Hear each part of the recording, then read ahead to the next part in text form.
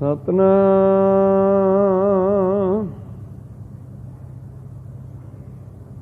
ਸ੍ਰੀ ਵਾਹਿਗੁਰੂ ਸਾਹਿਬ JIO. ਜਗ ਔਰ ਨ ਜਾਹੇ ਮਹਾਤਮ ਮੈਂ,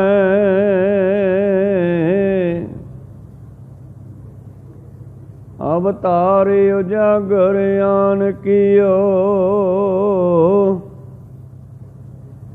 ਤਿਨ ਕੇ ਦੁਖ ਕੋਟਕ ਦੂਰ ਗਏ, ਮਥੁਰਾ ਜਿਨਿ ਅੰਮ੍ਰਿਤ ਨਾਮ ਪੀਓ।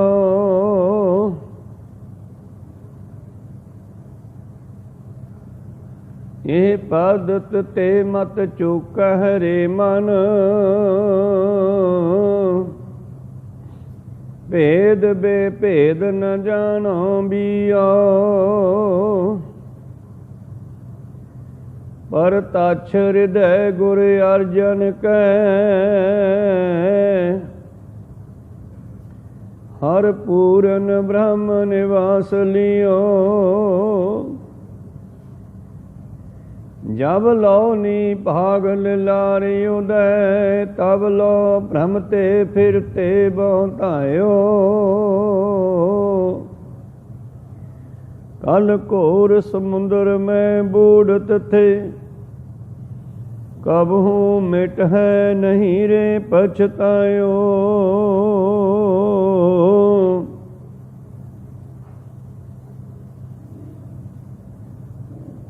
ਤਤ ਵਿਚਾਰ ਯਹੈ ਮਥੁਰਾ,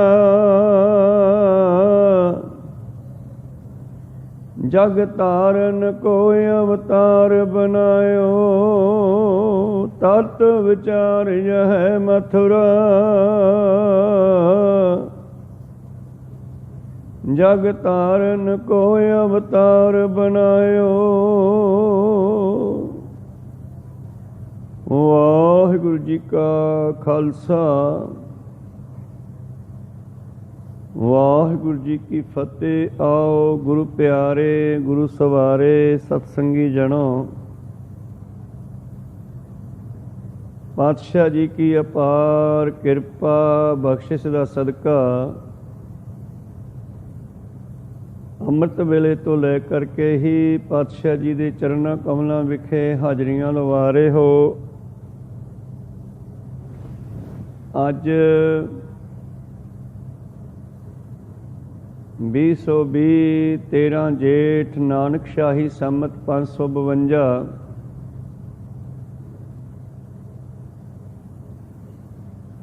ਜੇਠ ਦੇ ਮਹੀਨੇ ਦਾ ਉਹ ਦਿਹਾੜਾ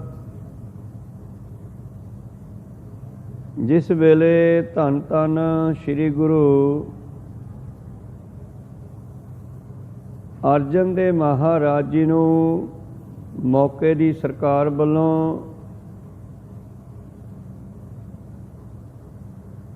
ਔਰ ਬਹਾਨਾ ਬਣਾ ਕਰਕੇ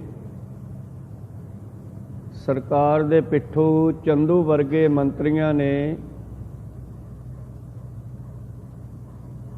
ਧੰਨ ਧੰਨ ਸ੍ਰੀ ਗੁਰੂ ਅਰਜਨ ਦੇਵ ਮਹਾਰਾਜ ਜੀ ਨੂੰ ਸ਼ਹੀਦ ਕੀਤਾ। ਅਨੇਕਾਂ ਤਰ੍ਹਾਂ ਦੇ ਤਸੀਹੇ ਦੇ ਕੇ, ਭਾਵੇਂ ਕਿ ਸਤਿਗੁਰੂ ਪਾਤਸ਼ਾਹ ਖੁਦ ਪਰਮੇਸ਼ਰ ਸਰੂਪ ਹਨ, ਇਸ ਕੋਈ ਸ਼ੱਕ ਨਹੀਂ, ਪਰ ਜੋ ਮੌਕੇ ਦੀਆਂ ਸਰਕਾਰਾਂ ਹੁੰਦੀਆਂ ਉਹ ਹਮੇਸ਼ਾ ਸੱਚ ਨੂੰ ਦਬਾਉਣ ਦੀ ਕੋਸ਼ਿਸ਼ ਕਰਦੀਆਂ, ਤੇ ਜਦੋਂ ਕੋਈ ਸੱਚ ਨੂੰ ਜ਼ਾਹਰ ਕਰਦਾ ਹੈ ਕੋਈ ਨਾ ਕੋਈ ਬਹਾਨਾ ਐਲੀਗੇਸ਼ਨ ਲਾ ਕਰਕੇ ਉਹਨਾਂ ਨੂੰ ਖਤਮ ਕਰਨ ਦੀਆਂ ਬਿਉਂਤਾਂ ਬਣਾਉਂਦੀਆਂ। ਇਸੇ ਤਰ੍ਹਾਂ ਹੀ ਜਦੋਂ ਗੁਰੂ ਨਾਨਕ ਦੀ ਗੱਦੀ ਚੱਲਦੀ ਹੋਈ ਸੰਸਾਰ ਦੇ ਵਿੱਚ ਸੱਚ ਦਾ ਪ੍ਰਚਾਰ ਹੋਣ ਲੱਗਿਆ, ਸੰਸਾਰ ਦੇ ਲੋਕਾਂ ਨੂੰ ਕਰਮ ਕਾਂਡਾਂ ਪਖੰਡਾਂ ਦੇ ਨਾਲੋਂ ਤੋੜ ਕਰਕੇ ਸੱਚ ਨਾਲ ਜੋੜਨਾ ਸ਼ੁਰੂ ਕੀਤਾ, ਤੇ ਉਸ ਵੇਲੇ ਸੰਸਾਰ ਦੇ ਵਿੱਚ ਦੋ ਫਿਰਕੇ ਸਨ, ਇੱਕ ਹਿੰਦੂਆਂ ਦਾ ਅਤੇ ਇੱਕ ਮੁਸਲਮਾਨਾਂ ਦਾ। ਮੁਸਲਮਾਨ ਚਾਹੁੰਦੇ ਸਨ ਕਿ ਅਸੀਂ ਜਿਹੜਾ ਹੈ ਸਾਰੇ ਸੰਸਾਰ ਨੂੰ ਮੁਸਲਮਾਨ ਬਣਾ ਦਈਏ, ਤੇ ਜਿਹੜਾ ਦੂਜਾ ਹਿੰਦੂਆਂ ਦਾ ਗੁਰੂ ਪਿਆਰਿਓ ਫਿਰਕਾ ਸੀ, ਉਹ ਚਾਹੁੰਦੇ ਸੀ ਸਾਰੇ ਹਿੰਦੂ ਹੀ ਹੋਣ। ਅੱਜ ਤੱਕ ਇਹ ਗੱਲ ਚੱਲ ਰਹੀ ਹੈ ਕਿ ਹਿੰਦੁਸਤਾਨ ਦੇ ਵਿੱਚ ਕੇਵਲ ਹਿੰਦੂ ਹੋਣ। ਜਦੋਂ ਮੁਗਲਾਂ ਦਾ ਰਾਜ ਸੀ ਤੇ ਉਹ ਕਹਿੰਦੇ ਸਾਰੇ ਮੁਗਲ ਹੀ ਹੋਣ, ਤੇ ਔਰੰਗਜ਼ੇਬ ਨੇ ਵੀ ਬੜਾ ਜ਼ੋਰ ਲਾਇਆ। ਔਰੰਗਜ਼ੇਬ ਵੇਲੇ ਤਾਂ ਗੱਲ ਪ੍ਰਗਟ ਹੀ ਹੋ ਗਈ ਨਾ ਕਿ ਉਹ ਹਿੰਦੁਸਤਾਨ ਦੇ ਲੋਕਾਂ ਨੂੰ ਖਤਮ ਕਰਕੇ, ਮਾਰ ਕੇ ਉਹਨਾਂ ਨੂੰ ਜਿਹੜਾ ਹੈ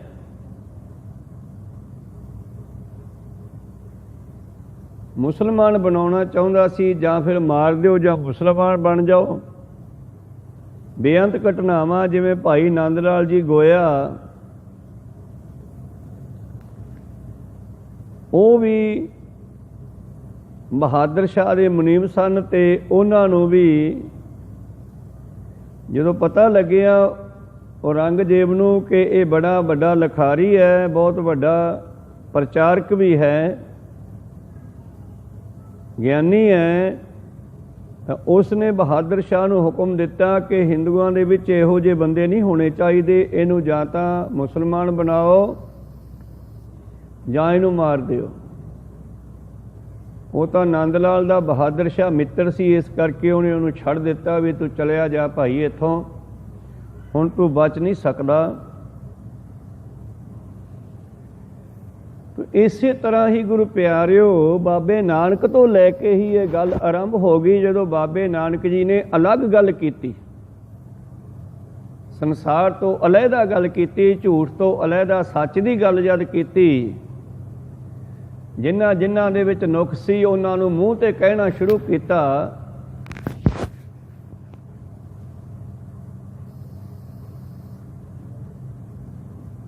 ਔਰ ਉਹਨਾਂ ਨੂੰ ਫਿਰ ਦੁੱਖ ਲੱਗਿਆ ਵੀ ਸਾਡੇ ਜਿਹੜੇ ਹਨ ਖੋਟ ਜੱਗ ਜ਼ਹਿਰ ਕਰ ਰਿਹਾ ਹੈ। ਇਸ ਕਰਕੇ ਕਿਤਨੀਆਂ ਘਟਨਾਵਾਂ ਮੈਂ ਤੁਹਾਡੇ ਸਾਹਮਣੇ ਰੱਖਾਂ।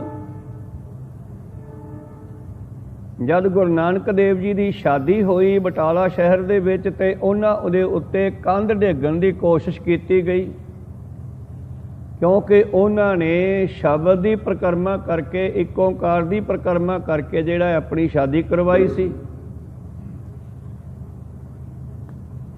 ਇਸੇ ਤਰ੍ਹਾਂ ਹੀ ਜਿਸ ਵੇਲੇ ਪੰਜਵੇਂ ਪਾਤਸ਼ਾਹ ਜੀ ਦਾ ਸਮਾਂ ਆਇਆ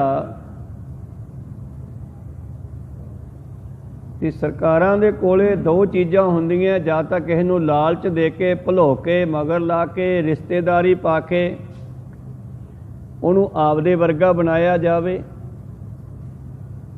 ਜੇ ਨਹੀਂ ਮੰਨਦਾ ਤੇ ਫਿਰ ਮਾਰ ਦਿੱਤਾ ਜਾਵੇ, ਜਾਂ ਡਰਾ ਕੇ ਬਣਾਇਆ ਜਾਵੇ। ਜਿਵੇਂ ਇਤਿਹਾਸ ਆਪਾਂ ਸੁਣਦੇ ਹਾਂ, ਹਰ ਸਾਲ ਰਿਪੀਟ ਕੀਤਾ ਜਾਂਦਾ ਹੈ। ਮਾਤ ਲੋਕ ਦੇ ਵਿੱਚ ਦੁਨੀਆ ਅਗਿਆਨਤਾ ਵਿੱਚ ਵਿਚਰ ਰਹੀ ਸੀ। ਇੱਕ ਸ਼ਬਦ ਉਚਾਰਿਆ, ਹੁਣੇ ਆਪਾਂ ਸਵਈਆਂ ਚੋਂ ਸਰਵਣ ਕੀਤਾ, ਜਗ ਔਰ ਨਾ ਜਾਹੇ ਮਹਾਤਮ ਮੈਂ। ਇਹ ਸ਼ਬਦ ਮਹਾਤਮ ਨਹੀਂ ਕਹਿਣਾ, ਮਹਾਤਮ। ਵੱਡੇ ਅਗਿਆਨਤਾ ਦੇ ਹਨੇਰੇ ਵਿੱਚ ਹੋਰ ਸੰਸਾਰ ਖਤਮ ਨਾ ਹੋਵੇ। ਇਸ ਸੰਸਾਰ ਨੂੰ ਪਰਮੇਸ਼ਰ ਨੇ ਬਚਾਉਣ ਵਾਸਤੇ, ਅਗਿਆਨਤਾ ਦੇ ਹਨੇਰੇ ਚੋਂ ਕੱਢਣ ਵਾਸਤੇ ਕੀ ਕੀਤਾ ਹੈ? ਅਵਤਾਰ ਉਜਾਗਰ ਆਣ ਕੀਓ। ਪਰਮੇਸ਼ਰ ਨੇ ਫਿਰ ਆਪਣਾ ਰੂਪ ਲੈ ਕੇ ਆਉਣਾ ਕੀਤਾ। ਮਾਨੋ ਪਰਮੇਸ਼ਰ ਦਾ ਰੂਪ ਸਤਿਗੁਰੂ ਅਰਜਨ ਦੇਵ ਜੀ ਮਹਾਰਾਜ ਆਏ,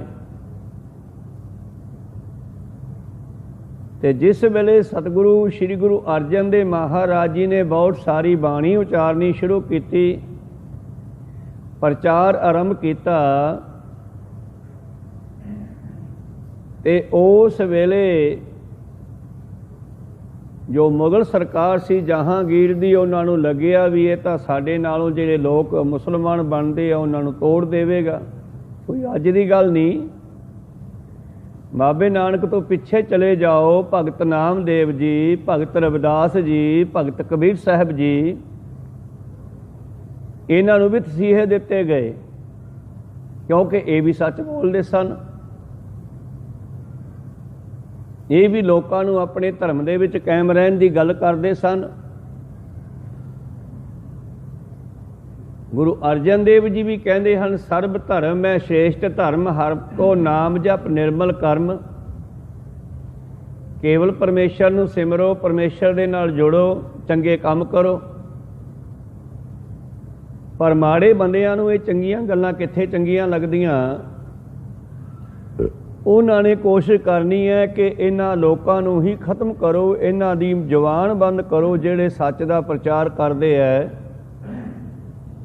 ਤੇ ਇਤਿਹਾਸ ਤੁਹਾਡੇ ਸਾਹਮਣੇ ਆ ਉਹਨਾਂ ਭਗਤਾਂ ਦੇ। ਭਗਤ ਨਾਮਦੇਵ ਜੀ ਨੂੰ ਬਹਾਨਾ ਬਣਾ ਕੇ ਸੰਗਲਾਂ ਨਾਲ ਬੰਨ੍ਹ ਕੇ ਸੁਲਤਾਨ ਰਾਜੇ ਨੇ ਕੈਦ ਕਰ ਦਿੱਤਾ। ਤੇ ਸ਼ਿਕਾਇਤ ਜਿਹੜੀ ਸੀ ਉਹ ਉਹਨਾਂ ਲੋਕਾਂ ਦੀ ਸੀ ਜਿਹੜੇ ਇਹਨਾਂ ਦੇ ਐਂਟੀ ਚੱਲਦੇ ਸਨ। ਸੁਲਤਾਨਾ ਨਾਮੇ ਬਾਂਧਲਾ ਦੇਖੋ ਤੇਰਾ ਹਰ ਬੀਠਲਾ, ਕਿਉਂਕਿ ਉਸ ਵੇਲੇ ਦਾ ਜੋ ਹਿੰਦੂ ਤਬਕਾ ਸੀ, ਜੋ ਆਪਣੇ ਆਪ ਨੂੰ ਧਰਮ ਦੇ ਠੇਕੇਦਾਰ ਸਮਝਦੇ ਸਨ, ਮੁਖੀ ਸਮਝਦੇ ਸਨ, ਬ੍ਰਾਹਮਣ ਲੋਕ, ਆਰੀਅਨ ਲੋਕ, ਉਹ ਨਹੀਂ ਸੀ ਚਾਹੁੰਦੇ ਕਿ ਸਾਡੇ ਤੋਂ ਬਗੈਰ ਇੱਥੇ ਕੋਈ ਹੋਰ ਰੱਬ ਦੇ ਨੇੜੇ ਜਾਵੇ ਜਾਂ ਰੱਬ ਦੀ ਗੱਲ ਕਰੇ ਜਾਂ ਸਤਿਕਾਰਯੋਗ ਹੋਵੇ, ਬਸ ਸਾਡਾ ਹੀ ਸਤਿਕਾਰ ਹੋਵੇ। ਇੱਕ ਸ਼ੰਭੂਕ ਨਾਮ ਦਾ ਗੁਰੂ ਪਿਆਰਿਓ ਹੋਇਆ ਹੈ, ਆਦੀਵਾਸੀ ਜੰਗਲਾਂ 'ਚ ਰਹਿਣ ਵਾਲਾ। ਉਸ ਦਾ ਪੁੱਤਰ ਰਾਮ ਰਾਮ ਕਹਿ ਰਿਹਾ ਸੀ, ਨਾਮ ਜਪ ਰਿਹਾ ਸੀਗਾ, ਤੇ ਕੁਝ ਬ੍ਰਾਹਮਣਾਂ ਨੇ ਐਲੀਗੇਸ਼ਨ ਲਾ ਕੇ ਉਸ ਬੱਚੇ ਦੀ ਜ਼ੁਬਾਨ ਹੀ ਕਟਵਾ ਦਿੱਤੀ ਸੀ।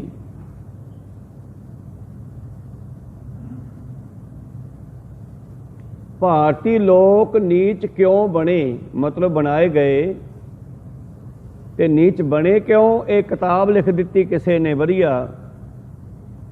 ਮੁਕਤਸਰ ਸਾਹਿਬ ਦਾ ਇੱਕ ਸਿੱਖ ਹੋਇਆ ਹੈ, ਉਸ ਨੇ ਕਿਤਾਬ ਦੇ ਵਿੱਚ ਪੂਰਾ ਹੀ ਪੁਰਾਣਾ ਇਤਿਹਾਸ ਲਗਭਗ ਪਿਛਲੇ 100 ਸਾਲਾਂ ਦਾ ਲਿਖ ਦਿੱਤਾ ਕਿ ਭਾਰਤੀ ਲੋਕਾਂ ਦੇ ਵਿੱਚ ਜਿਹੜੀ ਸ਼ੂਦਰਪਣ ਜਾਂ ਹੋਰ ਚੀਜ਼ਾਂ ਬਣੀਆਂ ਇਹ ਕਿਹਨੇ ਬਣਾਈਆਂ, ਭਾਰਤੀ ਲੋਕ ਨੀਚ ਕਿਉਂ ਬਣੇ। ਇਹਨਾਂ ਲੋਕਾਂ ਨੇ ਕੋਸ਼ਿਸ਼ ਕੀਤੀ ਕਿ ਹਿੰਦੁਸਤਾਨ ਦੇ ਵਿੱਚ ਬਸ ਸਾਡਾ ਹੀ ਦਬਦਬਾ ਹੋਵੇ। ਜਦੋਂ ਇਹਨਾਂ ਦੇ ਉੱਤੋਂ ਦੀ ਮੁਗਲ ਪੈ ਗਏ, ਮੁਗਲ ਸਰਕਾਰ ਪੈ ਗਈ, ਔਰੰਗਜ਼ੇਬ ਦੇ ਲੋਕ, ਜਹਾਂਗੀਰ ਵਰਗੇ ਪੈ ਗਏ, ਫਿਰ ਇਹਨਾਂ ਨੇ ਭੱਜ ਕੇ ਇਸੇ ਘਰ ਦੇ ਅੱਗੇ ਮੱਥੇ ਟੇਕੇ, ਸਾਨੂੰ ਬਚਾਓ ਜੀ। ਜਿਵੇਂ ਗੁਰੂ ਤੇਗ ਬਹਾਦਰ ਜੀ ਦਾ ਸ਼ਹੀਦ ਹੋਣਾ।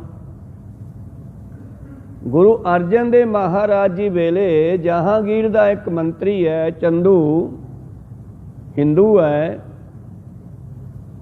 ਤਾਂ ਇਹਨਾਂ ਨੇ ਪਹਿਲੀ ਸਲਾਹ ਕੀਤੀ ਵੀ ਸ਼ਾਇਦ ਇਹਨਾਂ ਦੀ ਲੜਕੇ ਦੇ ਨਾਲ ਸਕੀਰੀ ਪਾ ਕੇ ਤੇ ਫਿਰ ਇਹਨਾਂ ਨੂੰ ਆਪਣੀ ਕੁੜਮਾਚਾਰੀ ਵਿੱਚ ਬਦਲ ਕੇ ਤੇ ਫਿਰ ਇਹਨਾਂ ਨੂੰ ਆਪਣੇ ਮੁਤਾਬਕ ਚਲਾਵਾਂਗੇ। ਹੰਕਾਰੀ ਬੰਦਾ ਸੀ, ਉਸਨੇ ਲਾਗੀ ਭੇਜੇ, ਕੋਈ ਵਧੀਆ ਲੜਕਾ ਦੇਖ ਕੇ ਆਓ। ਲੱਭਦੇ ਲੱਭਦੇ ਕਹਿੰਦੇ ਉਹ ਲਾਗੀ ਇੱਥੇ ਪਹੁੰਚ ਗਏ। ਧੰਨ ਧੰਨ ਸ਼੍ਰੀ ਗੁਰੂ ਅਰਜਨ ਦੇਵ ਮਹਾਰਾਜ ਜੀ ਦੇ ਦੀਵਾਨ ਵਿੱਚ ਕਿਸੇ ਨੇ ਦੱਸ ਪਾਤੀ, ਕਹਿੰਦੇ ਵੀ ਉੱਥੇ ਜਾਓ। ਸਾਹਿਬਜ਼ਾਦੇ ਹਰਗੋਬਿੰਦ ਸਾਹਿਬ ਨੂੰ ਪਸੰਦ ਕਰ ਲਿਆ ਇਹਨਾਂ ਨੇ, ਤੇ ਜਾ ਕਰਕੇ ਗੁਰੂ ਪਿਆਰਿਓ ਚੰਦੂ ਨੂੰ ਦੱਸਿਆ ਵੀ ਅਸੀਂ ਮਾਝੇ ਦੇ ਇਲਾਕੇ ਵਿੱਚ ਬਹੁਤ ਸੁੰਦਰ, ਸੁਸ਼ੀਲ, ਕੱਦਾਵਰ, ਤਾਕਤਵਰ ਲੜਕਾ ਦੇਖ ਕੇ ਆਏ ਆ। ਕਹਿੰਦਾ ਕੌਣ ਹੈ? ਕਹਿੰਦੇ ਗੁਰੂ ਅਰਜਨ ਦੇਵ ਜੀ ਦਾ ਸਪੁੱਤਰ ਹੈ ਹਰਗੋਬਿੰਦ ਸਾਹਿਬ।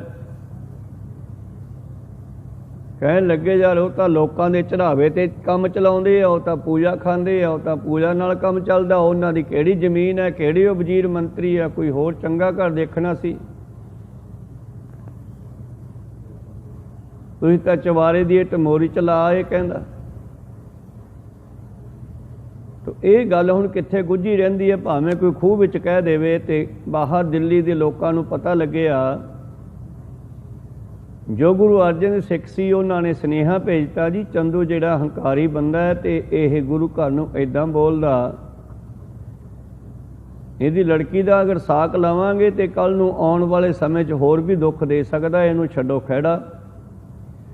पातशाह जी ने जवाब दे दिता ते हरगोबिंद साहब जी दे एट ए टाइम दो सिखां दे नाल संबंध बन गए। एक भाई डल्ले वासी जो वड्डे माता जी साडे सतगुरां दे वड्डे वैल माता दमोदरी जी, एक माता नानकी जी। इस तरह गुरु प्यारिओ इस चंदू ने फिर अपना नक रखण वास्ते अपनी इज्जत रखण वास्ते पहलां दा बोलता बैठा, पर फिर जदों पता लग्या वो कहंदे आ ना माड़ी गल कहंदी है तू मैनू मूँह चों कढ मैं तैनूं पिंड चों कढांगी। इहने पहलां माड़ी गल कह दित्ती गुरु घर नूं बेअदबी रूप दे विच। फिर जब गुरु साहब ने जवाब दे दिता फिर इसनूं दुख लग्या ते धन गुरु अर्जन देव जी नूं कहण लगे ये मनाउंदा रहा भी मेरी लड़की दा साक लै लो, पर पातशाह कहंदे नहीं भाई तू किसी चवारे वाले नाल ही कर लै साक, असीं तां गरीब लोक हां, साडे तां लड़के दा कोई गरीब घर मिल जावेगा। इस तरह सतगुरु अर्जन देव महाराज जी दे साहिबजादे दी शादी तां हो गई, पर चंदू नूं बड़ा दुख लग्या इस गल का बहाना बना के। असल दे विच तां ये सरकारां लगदियां भी हुंदियां सच दे नाल, जो सच बोलदा है तां पर कोई ना कोई बहाना भाल लैंदे आ, एलीगेशन कोई ना कोई जुगत बना लैंदे आ किसी ना किसी तरह फसाउण दी। ते कहंदे हुण चंदू ने की कीता है, गुरु नानक दा घर है, इत्थे कोई भी आ जावे लंगर छकाया जाता है, गुरु का लंगर सारिਆਂ वास्ते साझा है। आ कोरोना की बीमारी चली, जिथे जिथे नानक नाम लेवा सिख संगतां वसदियां मौका संभालिया सब ने, लोड़वंदां दी भुखियां दी गरीबां दी मदद कीती। सारी दुनिया जग जा रहा है गल। उस वेले जहांगीर दा एक पुत्र खुसरो उहदे खिलाफ हो गया सी, आपदे पिता दी गल नहीं सी मन्नी किसी कारण। जहांगीर ने उहनूं बेदखल कर दिता ते देश निकाला देता भी इत्थों चलिया जा। ते ओह खुसरो जिहड़ा दिल्ली तो चलदा होया, जिन्ने कोले संगी साथी फौज है वो नाल है, ते चलदा चलदा तरन तारण साहब के इलाके च पहुँच गया जिथे कि सरोवर की कार सेवा चल रही सी। और फौजां नूं भुख लगी तो इन्हां ने धन धन श्री गुरु अर्जन देव महाराज जी के कोलों जाके लंगर की बेनती की, मदद मंगी। हुण गुरु नानक दा घर दा लंगर है, इत्थे लंगर विच बह के कोई भी छक लवे, पुछया थोड़ा जांदा तू कौन है कित्थों आया, क्योंकि हुक्म है जो लंगर च बह गया उन्होंने छकाया जाए। तो गुरु अर्जन देव महाराज जी ने सिखां नूं हुक्म दिता भी इन्हां लंगर छकाओ भाई। लंगर छकण तो बाद खुसरो कहंदा साडे कोले पैसा भी नहीं बचिया, मेरे पिता ने मैनूं बेदखल कर दिता है, साडी मदद करो। ते जहांगीर ने कहा सी जिहड़ा इहदी मदद करूगा उस नूं असीं सज़ा देंगे। तो उस वेले गुरु प्यारिओ जदों गुरु अर्जन देव महाराज तो परमेश्वर के स्वरूप है, सब दे मालक है, जो शरने आवे तिस कंठ लगावे, ये बिरध स्वामी संधा ये सुभाव है सतगुर दे घर दा। उस खुसरो दी उहदियां फौजां दी मदद की, जल पानी छकाया, प्रशादा छकाया। दसदे है 5000 रुपया उसनूं उस वेले मदद भी दे दी, खर्चा भी दे दिता। वो तो चला गया, पर चंदू दुष्ट ने एक बहाना जा बना लिया और जहांगीर नूं कहन लग्या देखो जी तुहाडे हुक्म की अदूली कीती आ, मैं तुहानूं पहलां भी कई बारी दस्सिया, क्योंकि समय समय ते यह गल्लां बनाउंदे रहिंदे आ। ਤੇ ਅਖੀਰ ਤੇ ਫਿਰ ਸਾਰੀਆਂ ਅਗਲੀਆਂ ਪਿਛਲੀਆਂ ਗੱਲਾਂ ਇਕੱਠੀਆਂ ਕਰਕੇ ਸਜ਼ਾ ਦੇਣ ਦੀ ਕੋਸ਼ਿਸ਼ ਕਰਦੇ ਆ। ਪਹਿਲਾਂ ਵੀ ਇਹ ਚੁਗਲੀਆਂ ਕਰਦਾ ਸੀਗਾ, ਕਹਿੰਦੇ ਜਹਾਂਗੀਰ ਦੇ ਕੋਲ, ਕਹਿੰਦਾ ਜੀ ਮਾਝੇ ਵਾਲੇ ਗੁਰੂ ਨੇ, ਬਾਬੇ ਨਾਨਕ ਦੀ ਗੱਦੀ ਦੇ ਮਾਲਕ ਨੇ ਚੋਰ ਰੱਖੇ ਹੋਏ ਆ।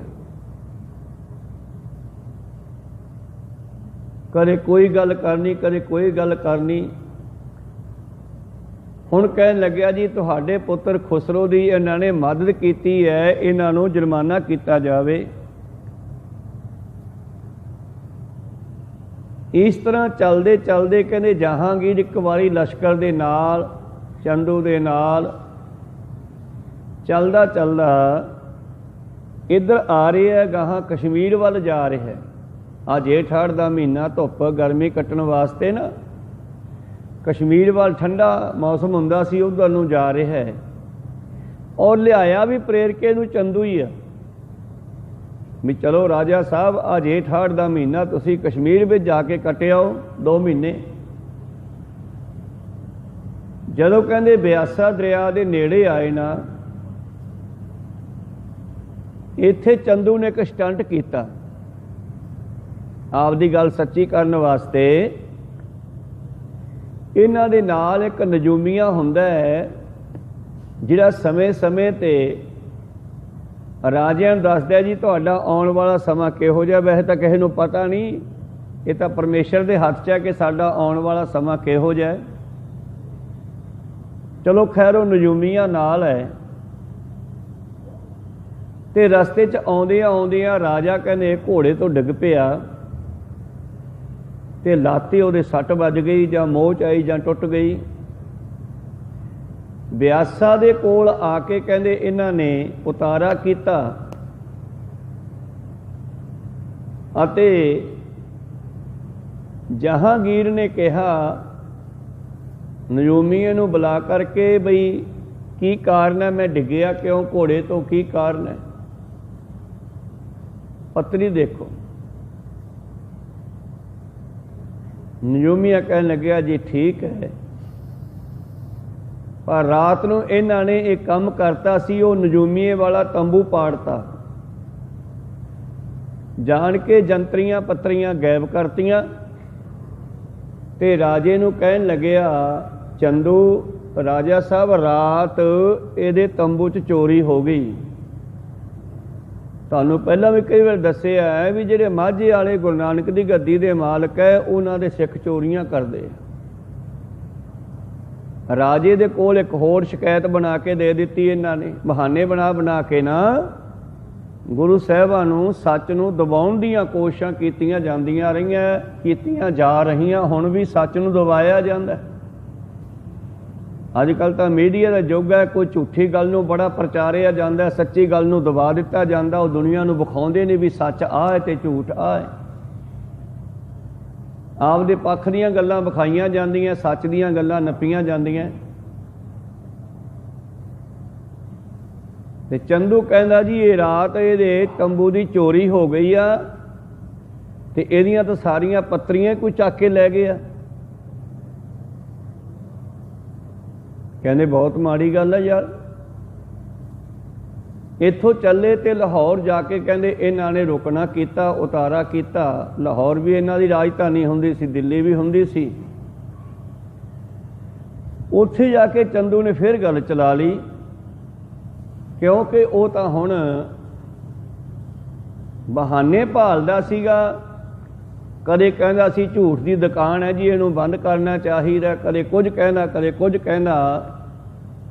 ਜਹਾਂਗੀਰ ਦੇ ਕੋਲ ਇਹ ਸ਼ਿਕਾਇਤਾਂ ਕਰਦਾ ਹੀ ਰਹਿੰਦਾ ਸੀਗਾ। ਔਰ ਗੁਰੂ ਪਿਆਰਿਓ, ਜਦ ਇਸ ਨੇ ਗੁਰੂ ਘਰ ਨੂੰ ਇੱਦਾਂ ਬੋਲਿਆ ਬਈ ਤੁਸੀਂ ਮੇਰੀ ਚਵਾਰੇ ਦੀ ਇੱਟ ਮੋਰੀ ਨੂੰ ਲਾ ਜਾਂਦੀ ਹੈ। ਮੋਰੀ ਹੁੰਦੀ ਹੈ ਜਿੱਥੋਂ ਘਰ ਦਾ ਪਾਣੀ ਬਾਹਰ ਨਿਕਲਦਾ, ਹੇਠਾਂ ਨਾਰਦਾਨਾ ਕਹਿ ਦਿੰਦੇ ਆ। ਇਸੇ ਤਰ੍ਹਾਂ ਹੀ ਇਹ ਗੱਲ ਸੁਣ ਕੇ ਸੰਗਤਾਂ ਨੂੰ ਚੰਗੀ ਨਹੀਂ ਲੱਗੀ। ਪਾਤਸ਼ਾਹ ਨੇ ਜਵਾਬ ਦੇ ਦਿੱਤਾ ਵੀ ਆਪਣੀ ਲੜਕੀ ਕਿਤੇ ਹੋਰ ਵਿਆਹ ਲਾ। ਹੁਣ ਇਸ ਗੱਲ ਦਾ ਗੁੱਸਾ ਕਿਹੜ ਕੱਢਣ ਦੇ ਵਾਸਤੇ ਦੁਸ਼ਟ ਨੇ ਗੁਰੂ ਸਾਹਿਬ ਦੇ ਖਿਲਾਫ ਅਨੇਕਾਂ ਤਰ੍ਹਾਂ ਦੇ ਐਲੀਗੇਸ਼ਨ, ਅਨੇਕਾਂ ਤਰ੍ਹਾਂ ਦੀਆਂ ਝੂਠੀਆਂ ਸੱਚੀਆਂ ਗੱਲਾਂ ਜਿਹੜੀਆਂ ਜਹਾਂਗੀਰ ਦੇ ਕੋਲ ਕਹਿਣੀਆਂ ਸ਼ੁਰੂ ਕੀਤੀਆਂ ਤੇ ਲਾਹੌਰ ਪਹੁੰਚ ਗਏ। जद लाहौर जाके रुके, इन्हां ने अपनी सभा लाई तो चंदू फिर कहन लग्या, राजा साहब तुसीं कहंदे सी पुछांगे उन्हां नूं। कहंदे यार उन्हां नूं बुलाओ, की गल है, सिख चोरियां क्यों करदे है?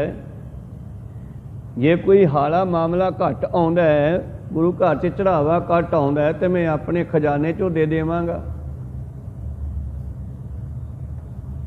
चंदू कहन लग्या, जी इन्हां तो जुर्माना भी लैना है, आपां 2 लाख रुपया बनता है, जिहड़ा तुहाडे एंटी होए खुसरो नूं इन्हां ने सहारा दिता है, मदद की है। गुरु नानक का घर है, इत्थे जिहड़ा भी आके डिग पिया शरण विच। आ पहाड़ी राजियां ने कई बारी गुरु गोबिंद सिंह जी नाल जंग कीता ते कई बारी आके माफ़ी मंगी आ। 3 जंग पातशाह जी दे मैं अज तक पढ़े आ। पौंटा साहिब दा जंग, भंगाणी दा जंग, जिहड़ा भीम चंद अरगियां दे नाल होया। फतेह शाह पहला मित्र सी, उहनूं एंटी कर दिता। फिर दूसरा नदौन का जंग, ये भीम चंद ने गुरु साहब नूं चरनी पै के आके मदद मंगी आ। गुरु साहब ने सिखां नूं भेज के ते आप जाके इन्हां नूं जिताया। तीसरा जंग हुसैनी वाला, ये हुसैनियां पहाड़ियां ते चढ़ के आ गया, उत्थे भी सतगुरु ने अपने सिखां नूं भेज के उहनूं भजाया। भाव संसार जिहड़ा स्वार्थी है, जदों लोड़ पैंदी आ गुरु दे पैरी पै जांदा है, गुरु रक्षा कर दिंदा है। जदों माड़ा जिहा अवेसले हो जाते हैं, तकड़े हो जाते हैं, फिर तू कौन ते मैं कौन। तो चंदू ने जहांगीर नूं फिर भड़काया, गल याद कराती ओहदे मतलब। ते जहांगीर ने गुरु प्यारिओ उस वेले अपने 2 सिपाही भेजे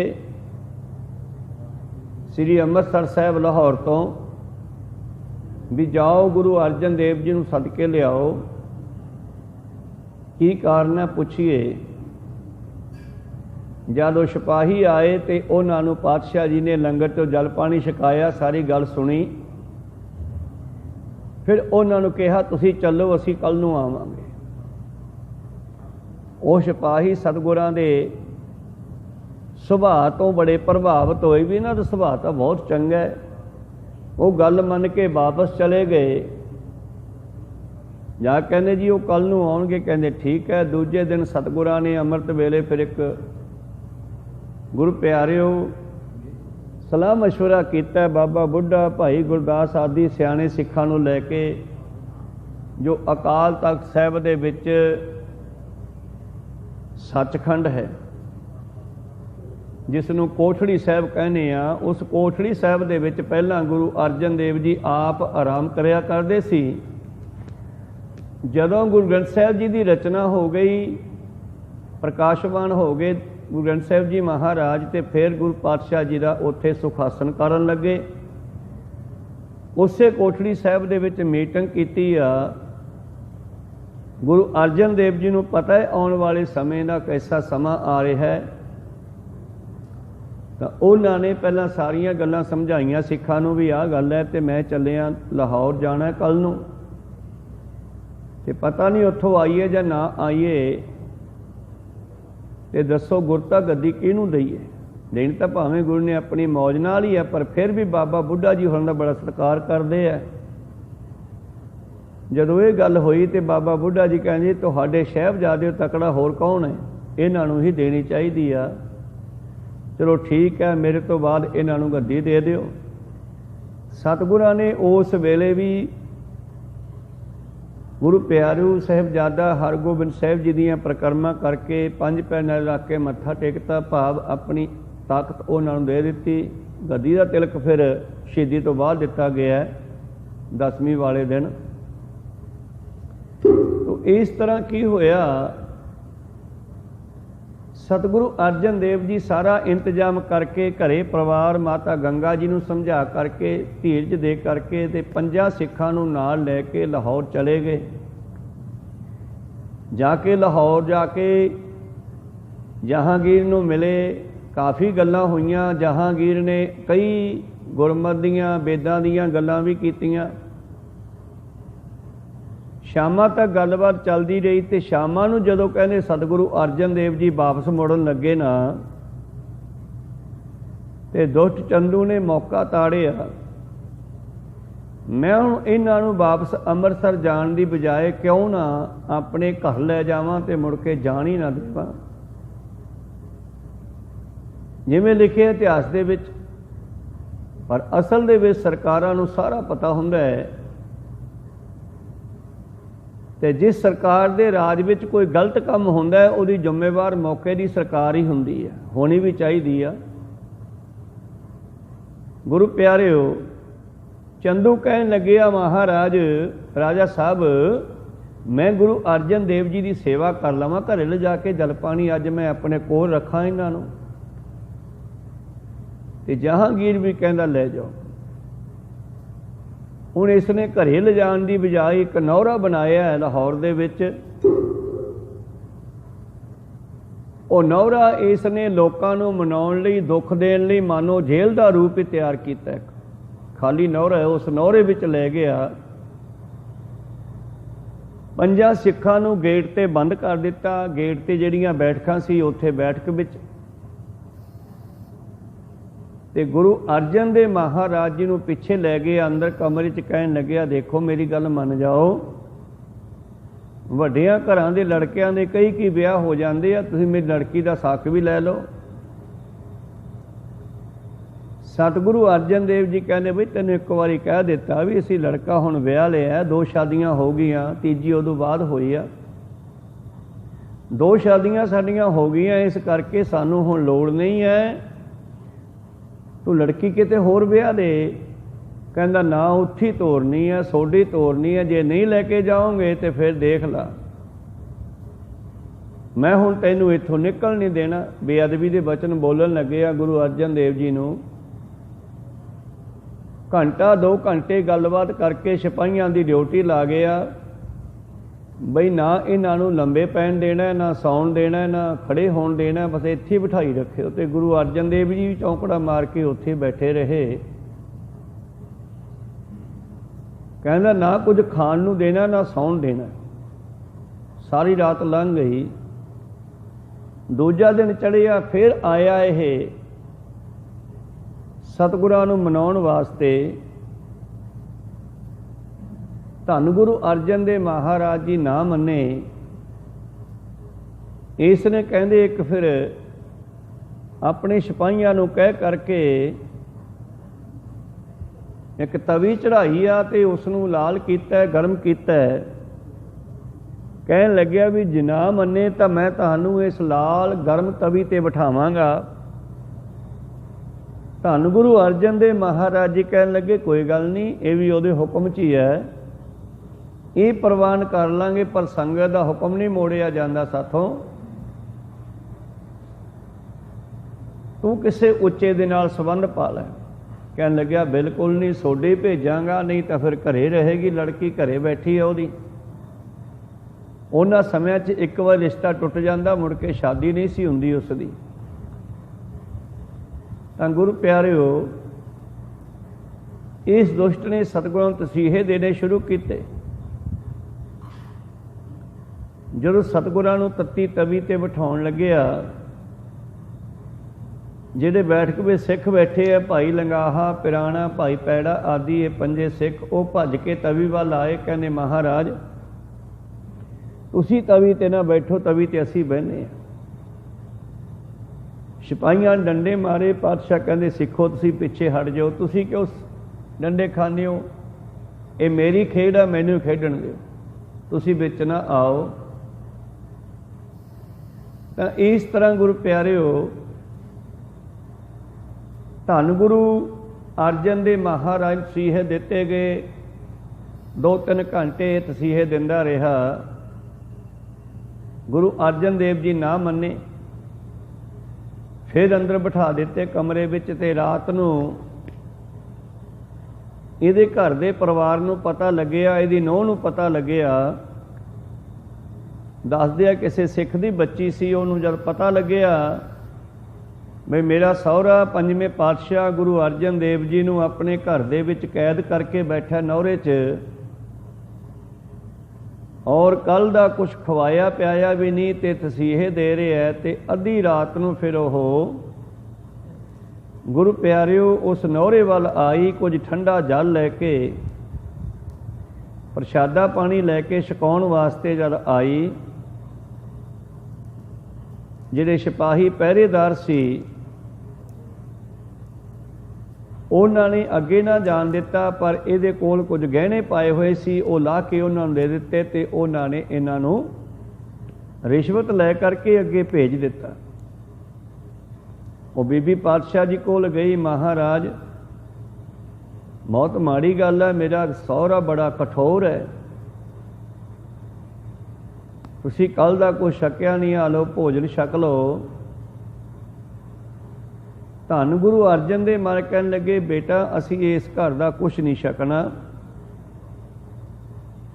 ठीक है तू सिख दी बच्ची आ, ले आई आ, तेरा सेवा प्रवान है, पर असी कुछ नहीं छकना, ये ले जा। उन्हें बड़ियां मिन्नतां कीतियां, पातशाह कहंदे नहीं पुत्र तू ले जा इसनूं, असी ये नहीं छकना। कहन लगी जी मेरा भी जी करदा, मैं इहो जे घर विच हुण रहना नहीं चाहुंदी। पातशाह कहन लगे ठीक है फिर असी शरीर छड्डांगे, तू भी छड्ड दी। चंदू दे घर विच हजे कोई बच्चा भी नहीं सी होया, इस दे लड़के दे घर लड़का विआहिया होया सी। तां गुरु प्यारिओ वो बीबी चली गई वापस। तीसरे दिन फिर चंदू ने आना कीता, कहन लग्या देखो मैं मिन्नतां करदा तुहाडीआं मन जाओ, नहीं तो फिर मैं तुहानूं हुण गां दी खल विच, मरे हुए पशु की खल विच मड़ के ते तुहानूं बंद करके धुप्पे रख दियांगा, नहीं तो मन जाओ। पातशाह कहन लगे तुहानूं एक बारी कह दिता है, कहना तुहाडे सिखां ने मैनूं कुत्ता कहा है। धन गुरु अर्जन देव जी कहंदे सिखां ने कुत्ता तो नहीं कहा, पर जिहो जे काम तू करदा ये कुत्तियां तो भी भैड़े है। चंदू कहंदा मैं कुत्ता बन के तेरे मगर लगांगा। गुरु अर्जन देव जी कहंदे फिर असीं कुत्तियां नूं संगली पाउण भी जाणदे आ। वो संगली अगे फिर छेवें पातशाह ने पाई, वो वचन भी पूरा किया। पंजवें पातशाह का कहंदे तीसरे दिन फिर इसने जलादा नूं चमड़ा चम्यारा नूं कह करके एक मरी हुई गां दा खल मंगवाई आ। कहन लगे देख लो हुण मनना कि नहीं मनना। पातशाह कहने सानू एक बार इशनान कर लैण दे, फिर तू जो मर्जी कर ली। दुष्ट ने सोचा भी जब इशनान करेगा ये शरीर ते छाले बने हुए है, क्योंकि तत्ती तवी ते बिठाउणा कीता, उपरों गर्म रेता। एक पठियारे नूं बुला करके उस दे कड़छे नाल सतगुरां दे उपर पवाया गया। पिंडे ते छाले पै गए, लूहे बन गए, पैरां दे थल्ले भी छाले बन गए। इस करके इहने सोचिया भी जदों ये पानी च इशनान करेगा ये छाले होर भी मचणगे, दुखी होवेगा। लाहौर दीआं संगतां नूं पता लग गया सी भी गुरु अर्जन देव जी इत्थे आए न, पर शामां तो बाद पता नहीं लग्या गए किधर। जब पता लग्या भी चंदू दे नौरे च है, फिर जब नौरे वाल आए इकट्ठे होके ते उथों सिपाहियां ने झिड़क के भजा दिते। इस दुष्ट ने गुरु प्यारिओ अखीर अपने 10 सिपाहियां दे घेरे च गुरु अर्जन देव जी नूं रावी दे वल इशनान करन लई भेज दिता। जिहड़े 5 सिख नाल सीगे, सतगुरु पातशाह जी उन्हां दे मोढियां ते हथ रख के तुरदे होए रावी ते आ गए। सिखा ने कुछ हरा घाह पट के उत्थे बिछाया, जिस उपर बैठ गए। हाथ मूँह साफ किया, ਤੇ ਸ੍ਰੀ ਗੁਰੂ ਅਰਜਨ ਦੇਵ ਮਹਾਰਾਜ ਜੀ ਧਰਮ ਨੂੰ ਕਾਇਮ ਕਰ ਰੱਖਣ ਦੇ ਲਈ ਸ਼ਹੀਦੀ ਦੇਣ ਤੋਂ ਪਹਿਲਾਂ ਜਪਜੀ ਸਾਹਿਬ ਦਾ ਪਾਠ ਕਰਦੇ ਹਨ ਬੈਠ ਕਰਕੇ, ਤੇ ਨਾਲ ਹੀ ਉਹਨਾਂ ਸਿੱਖਾਂ ਨੂੰ ਸੁਨੇਹਾ ਦਿੰਦੇ ਨੇ ਕਿ ਲਓ ਸਿੱਖੋ, ਹੁਣ ਅਸੀਂ ਇੱਥੇ ਹੀ ਸਰੀਰ ਤਿਆਗ ਦੇਣਾ ਹੈ।